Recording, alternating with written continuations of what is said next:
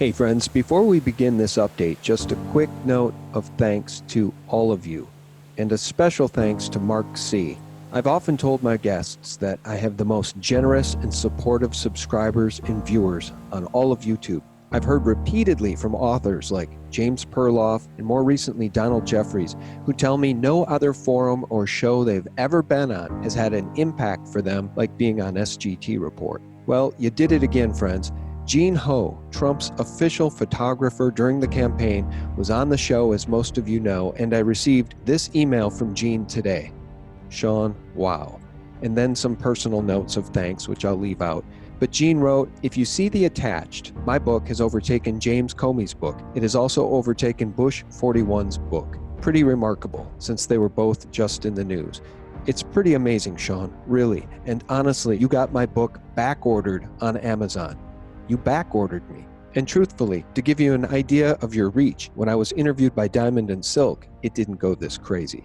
Your fan base is amazing. And friends, I wanted to share that with you because you are amazing. So kind, so generous, and so supportive. Thank you. And on behalf of Gene Ho and his book, thank you. This important update is brought to you in part by our friends at Rugged Reserves. Their Patriot flashlight is a must-have. Just think about it. When you pack your bug-out bag, you want everything from a glass-breaking hammer to a cell phone charger to a flashlight to a wire cutter and a compass. Well, you can get all of that and more with the Patriot flashlight. Light up the darkness with 500 lumens that can be seen miles away. And there's an emergency strobe with 4 unique lighting modes. And now the Patriot flashlight even has an emergency siren. And you know what the best part is? It's solar powered. So this bad boy will always have power when you need it most. It really does make the perfect Christmas gift. Get one for your bug-out bag, for your car, for your home. Just visit patriotflashlight.com. I'll leave the link below this video. And while supplies last, use promo code SGT25 to save 25% off your purchase. That's patriotflashlight.com. The link is below this video. And now for an update, we have new Q and John Podesta. Skippy is back in the news, and he's ready to talk about Pizzagate. First, Q post 2568 from December 10th. Define projection, and as fate would have it, it's a tweet from John Podesta. Let the 4chan lunatics and QAnon crazies commence. That's John Podesta's response to a tweet from Andy Kroll, who wrote, it's painful and crazy, former Clinton campaign chair John Podesta says about being the victim of the Pizzagate conspiracy theory. The worst conspiracies and were culminated in the so-called Comet Pizza episode, in which a guy I know who volunteered to cook at a fundraiser for Hillary, who runs a pizzeria, upscale pizzeria in Washington, D.C., was accused, along with myself, my brother, and others, of running a child sex ring out of the pizza parlor. Mainstream media debunked that instantly. And Q writes, define projection. Define getting ahead of the story. What is scheduled to happen this week? Coincidence? Panic? This is as real as it gets. No escape, no deals. Add Brennan to the graphic and update. Evil has no place here. Now, friends, that important meme that was retweeted by our president, which read, now that Russia collusion is a proven lie, when do the trials for treason begin? That is the meme to which Q has asked that Brennan be added.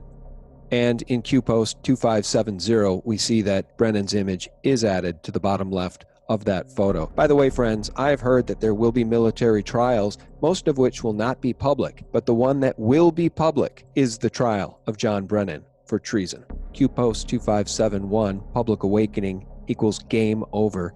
And it's Q providing this link to Patriot Tony Schaefer, who wrote in response to John Brennan, whenever we see you tweeting like a seditious clown, John Brennan, we know you are projecting your guilt and corruption in your own vile effort to continue to deceive the American people.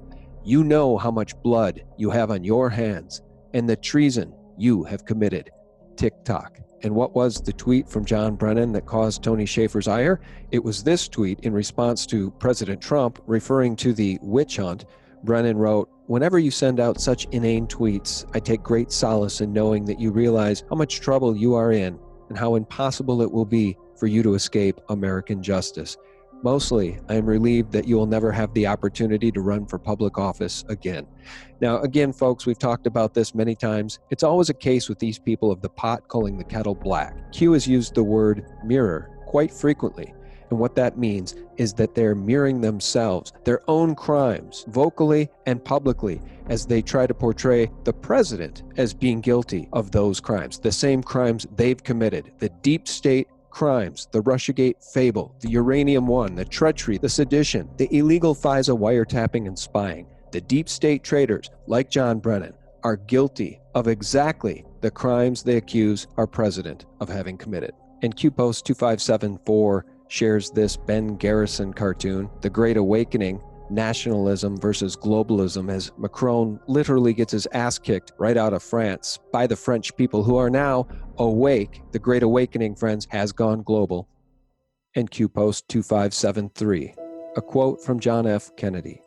The times are too grave, the challenge too urgent, and the stakes too high to permit the customary passions of political debate. We are not here to curse the darkness, but to light the candle that can guide us through that darkness to a safe and sane future.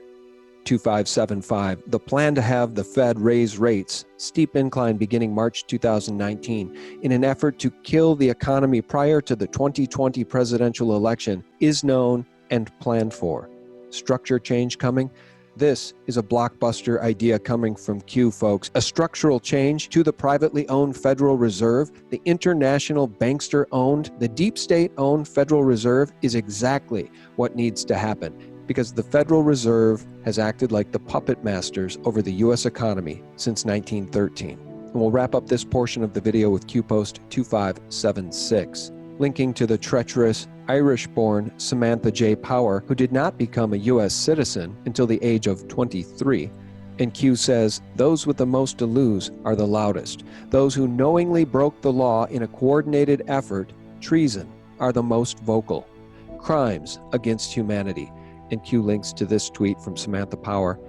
Stop this, headline writers, she writes. If you want to quote this president in a headline, in an age when many people read only headlines, you must write, quote, Trump, a proven serial liar, says, ... but best not to quote him in a headline. And deep state treacherous criminals like Samantha Power, shown here with John Kerry and Barry Soetoro, a banner she proudly features at the top of her Twitter page, would love it if the American people would never read a single tweet from President Trump either, because as I've said so many times before, this president takes his case directly to the American people, bypassing the fake news media altogether. People like Samantha Powers really ought to tread more lightly, given the fact that the witch is not in the White House, stacking the deck at the State Department and the Department of Justice and the FBI and the other alphabet agencies so that her accomplices in these deep state crimes could go unpunished in perpetuity. People like Samantha Power and Barry Soetoro, aka Barack Obama, and people like John Brennan may soon find themselves being brought to justice in a military tribunal.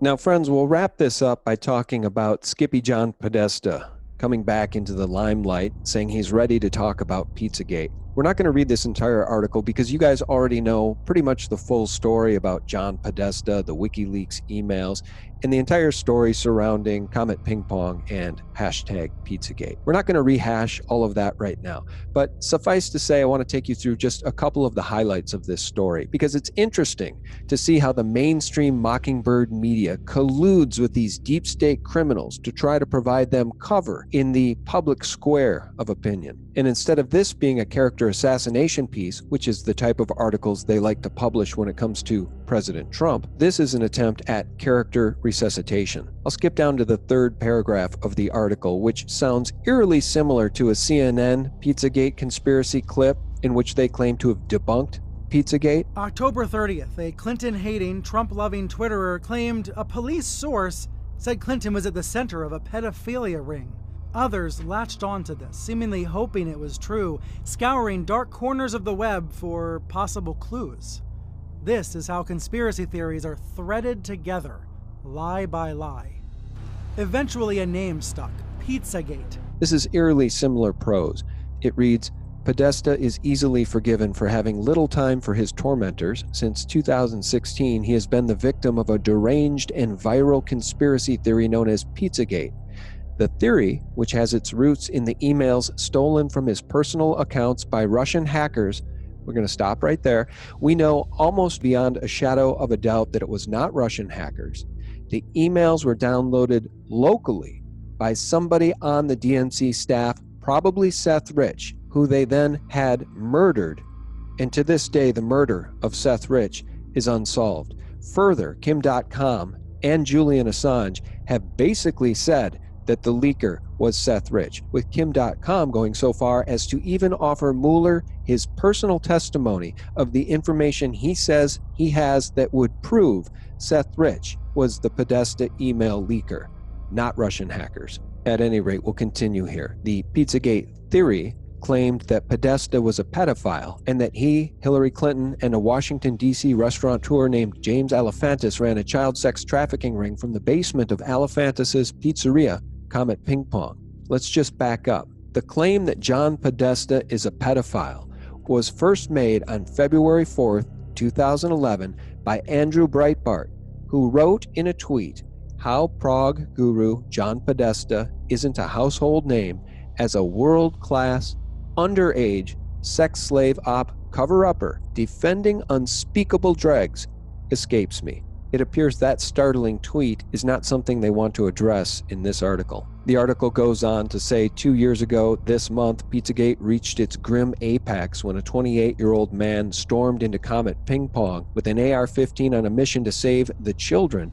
Edgar Madison Welch had binge-watched YouTube videos about Pizzagate and tried to recruit friends, it says, for his rescue mission. Now, here's the crazy part. It says that Welch drove his Prius from North Carolina to Washington and stormed the restaurant, firing several rounds into a locked closet full of computer gear, searching for the infamous child sex dungeon in Comet's basement. Now, again, we're going to interrupt this article with some facts and some pretty darn large coincidences, like this one. And here is our bags and coat closet.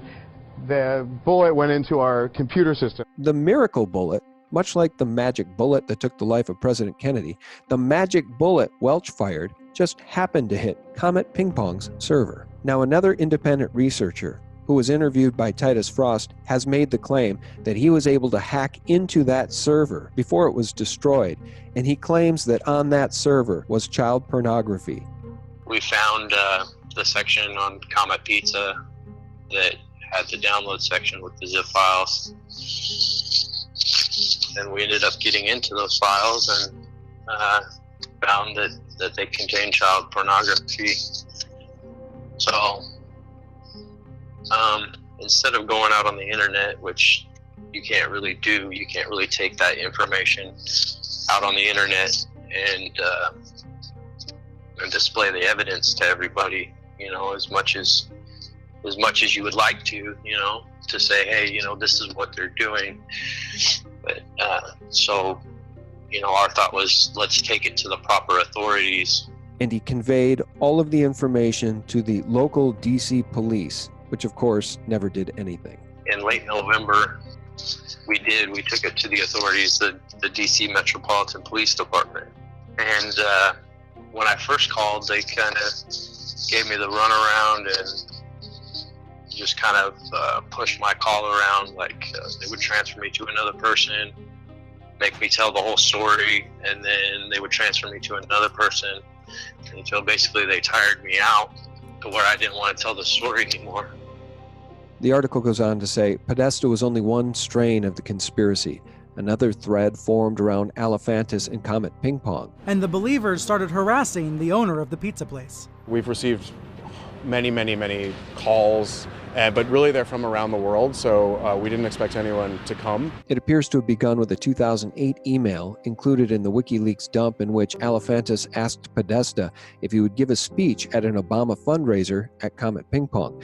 From there, the trolls began mining every detail they could about Alefantis and Comet, quickly concocting a parallel theory that said Alefantis, Podesta, and Clinton ran a child sex trafficking ring. The article continues, self-styled investigators said a photo of an empty walk-in refrigerator was evidence of a secret kill room. Now, I found that interesting that they put that in this article, friends, because the kill room photo wasn't merely discovered in the WikiLeaks email dump. It was discovered when researchers started combing through James Alefantis' own Instagram page. Alefantis ran that page under the name Jimmy Comet, and it was Jimmy Comet who posted the picture of a big empty cement room, and it was Jimmy Comet who commented next to that picture, #murder. But it was this creep who goes by working on my night cheese, who on that same post wrote the words #killroom. And it seems to be something this working on my night cheese is really into, because here's an image on his own Instagram page of a coffin and the words kill room. And working on my night cheese said in that post, there's a creepy space in the back of my shop that's been designated thusly kill room. And you may want to take him at his word. Perhaps that shop should be investigated by police, because working on my night cheese loves to make steel coffins for children. Well, no need to rehash all of Pizzagate here tonight in this video. I have many videos on the subject, perhaps one of which I will link below for you in the more info section. But let's just wrap up by coming full circle with Q Post 2568. And John Podesta's deflection, trying so hard to get ahead of the story, to resuscitate his reputation. Let the 4chan lunatics and QAnon crazies commence. Define projection. Define getting ahead of the story. What is scheduled to happen this week? I wonder, is that the Huber update to GOP leaders about the Clinton Foundation investigation, which may have led investigators to realize that Laura Silsby was trying to traffic 33 children out of Haiti when she was stopped at the border and arrested, and Bill Clinton came to her aid? Coincidence? Panic? This is as real as it gets. No escape, no deals. Add Brennan to the graphic and update. Evil has no place here. And though he was taken from us before his time, his words continue to echo nearly 8 years later. How Prague guru John Podesta isn't a household name as a world-class underage sex slave operation cover-upper defending unspeakable dregs escapes me. What's in your closet, John Podesta? Big Podesta? Big Soros? Rest in peace, Andrew Breitbart. Thanks so much for watching. And for real news 24/7, visit us at sgtreport.com. God bless. You're going to see arrests, and then you're going to see indictments, and then you're going to see convictions. They are scared to death.